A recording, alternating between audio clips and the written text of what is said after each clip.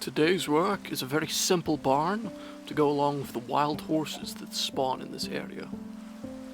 And I'm going to be using just full logs with a nice slanted roof, some packed mud floors, I think.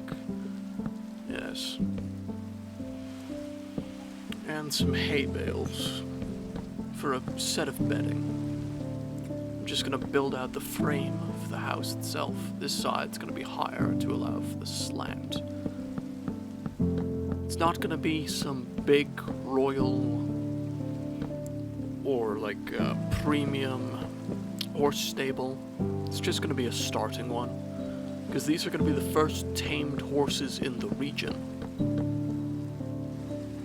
And we don't have a leather worker station or anything to provide saddles or even basic leather armor for this area.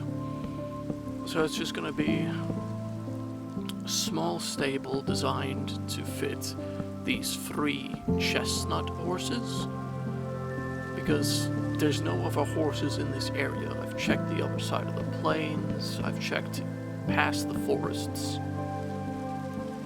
I would have liked to get a platinum white horse or something of that extent, but there's none in the region. These horses, I've tested a couple that I've spawned into the area. They have randomized attributes, so I'm not sure what the attributes on these untamed horses will be. But on average, just in this area, it seems they spawn with about a 2-block jump and about half max speed, which is not bad. It's a lot better than just running. So I'm just going to cap off this roof. In this case, we're working off of essentially wooden shingles, which is the precursor to slate shingles. It's not a bad start. And I'll probably leave that top open air section where the slant starts. Just have a bit more daylight coming in. This area is going to be fenced off, just so the horses don't get out. Horses don't naturally just jump fences and other 1.5 to 2 block gaps. They'll go past a 1 block gap by just walking, which is why they're good for uneven terrain, but they're not likely to get out from a 1 tall fence. Unless they have a very high jump range, then they might just do it ambiently. I'm gonna show off a different way to make a feeding and water trough. On the inside, I've shown the way with trapdoors, but oak trapdoors, which is what we have access to here, they just don't work because they've got those empty open air gaps in them. So we'll be using shelves. Now for the walls, very simply, just leave at least a 3 block gap on the right side to allow horses in and out. And we're just going to build up a basic frame. We'll work on getting more depth to it after we've got the basic walls in. And I might add some windows to this side. The main point of this side is to have one solid wall where the horses can sleep up against, that's not affected by the rain or the storms. Because if you haven't been paying attention, this region, for some reason, we get rain every 2 days. So if I spend a day in-game doing some side work, building up roads or things, or even just recording a small short or something, the next day when I want to make a longer video, it's almost always rain. Just put some stairs here to add the last bit of depth. But yes, it's a very rainy region. this is gonna be the, like, bedding area for them. I could fence off. No, I think I'll have one long open area for them. And this area I'll fence off as, like, the secondary chamber. With 3 gates, just so they can be pulled through on leads without trouble. Cap out these. Give it a bit more variation. I think I'll leave that open. And some stairs in the corners to turn it into more of an arch than a flat top.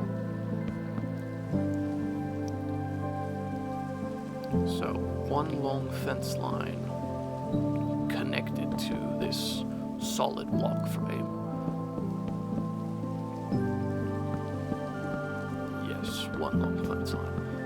And then I'll put gates in here, just a 2 set. We don't need to transport all the horses for this. And now we're going to be using packed mud. Now this is a resource that usually would be like, oh, you need the mangroves in order to do this, because it uses mud blocks as primary. But because we have a lot of sand from the river and things, we can take dirt, just regular dirt, and glass bottles, and turn dirt into mud. And then it's just adding the hay or the wheat from the massive wheat field we have just over the ridge there. And I'm gonna have this area as path instead of packed earth. So it looks more like it's been trodden on by the horses and by people than something that's solely for, like, walking or stabling the horses. So, I'm gonna get an oak frame, and now I'm gonna put stairs down on each end. This is one way to do it. And then shelves to make a trough. Now, this would allow the horses to get out on the left side.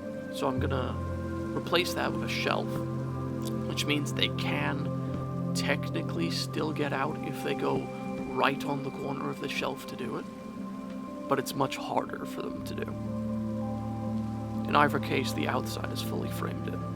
And now, a bedding area here that I'm going to just use the top caps of hay bales, so you don't see the red frame. Now, with a couple of mods, you could add things like barrels of carrots and packs of carrots, but we don't have that.